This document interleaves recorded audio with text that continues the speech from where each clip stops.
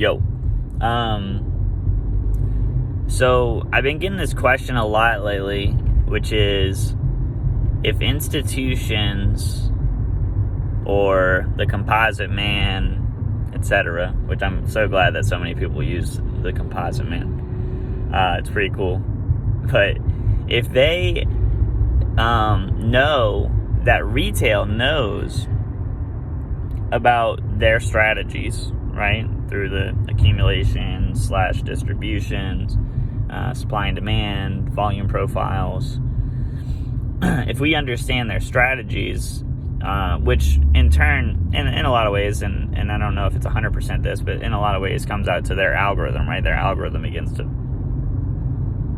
feed this sort of trading strategy.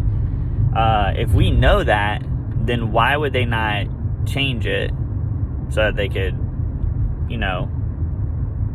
shake us up, like basically trick us or do a new thing, a new algorithm, a new patterns, new something like that, right?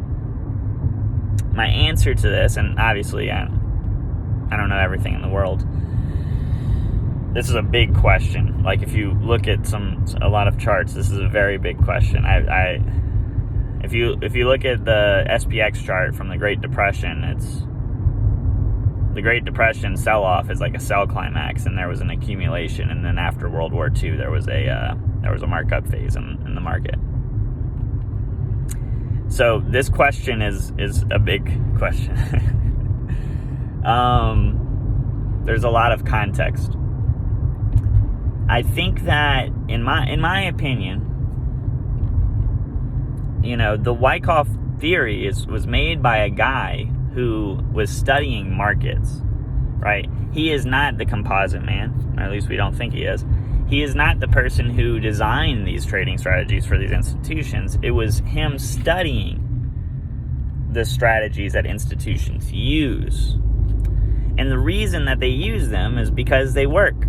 So they can cause retail, to buy tops and sell bottoms using this exhaustive tactic within the markets. And also somebody asked me today on Twitter if it's not even really an institutional thing. They said manipulation, and I don't know if it's manipulation, but they said, is it not?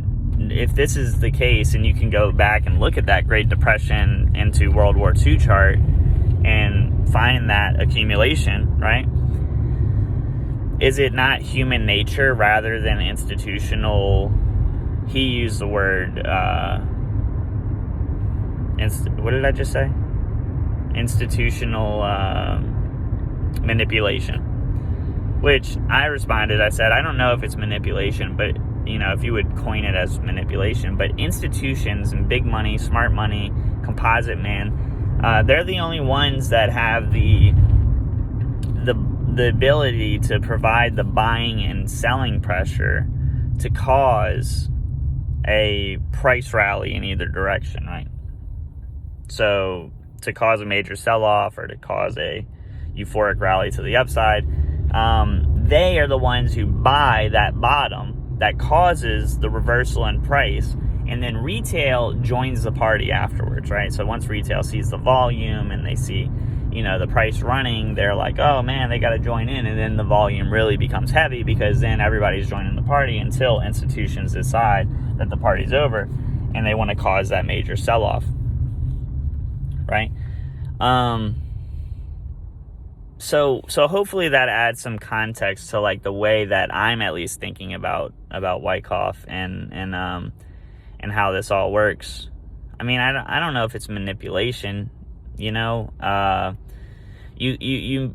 could probably make the argument that it's probably like a late stage capitalism, like a symptom of like capitalism, late stage, because what's happening is, right, these institutions, they are able to cause 100% gains and whatever, like pretty much at their own will because they have so much liquidity.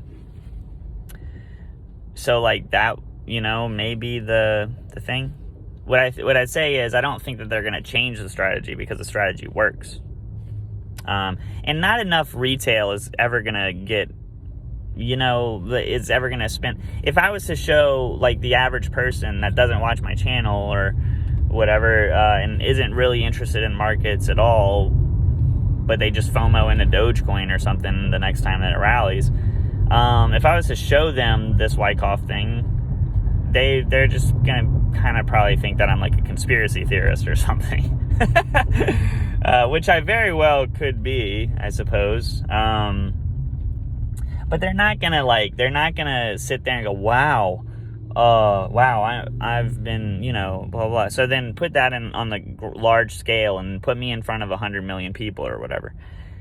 Most people are going to walk away from that like, damn, that guy sounds a little crazy, like he doesn't really know what he's doing. And also, it's hard to tell when you're in distribution and accumulation in a lot of ways. Like, it requires a lot of, you got to do a lot of due diligence to really even fully understand what's going on with that. So there's a lot of stuff like, that's the same concept of like, why wouldn't everybody just become a lawyer? I mean, lawyers do really well for themselves. Why wouldn't everybody just start a business and build a multi-billion-dollar company? It's, not everybody is gonna take the time and the effort to really understand what's going on, So that would be pretty much my whole response to why would institutions not just change it. I suppose that they could change it. They could realize that it's that big of a problem. But I think that they realize that there are going to be winners in retail, right? Like, people in retail are going to win because they identify what's going on. But most people in retail,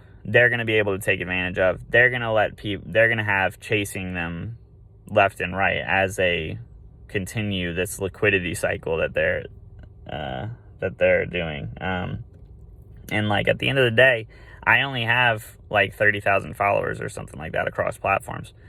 That's nothing compared to, remember when GME rallied or AMC rallied or Dogecoin rallied, these things take over everything. Facebook, the news, Twitter, YouTube, everything is talking about them in those moments, right? Like, I am very insignificant on a day-to-day basis, and that happens. That's going to happen in every asset that he decides, the composite man decides that he wants to pump or he wants to dump. We're small, and I think that he's okay with some people winning as long as he can get the liquidity from the masses, That's kind of how I think about it. So I know it's long-winded for that one guy. I know you're watching this right now. Another long-winded video. I know you're there.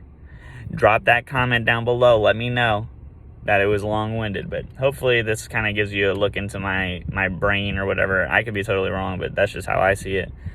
The composite man is on a journey for liquidity. He's always looking for liquidity, so he's gonna find it, He'll figure it out, and we'll just kind of like, you know what I'm saying? Like, he's the whale. We're like those little fish that are just like swimming underneath it, Like, that's all we got to do.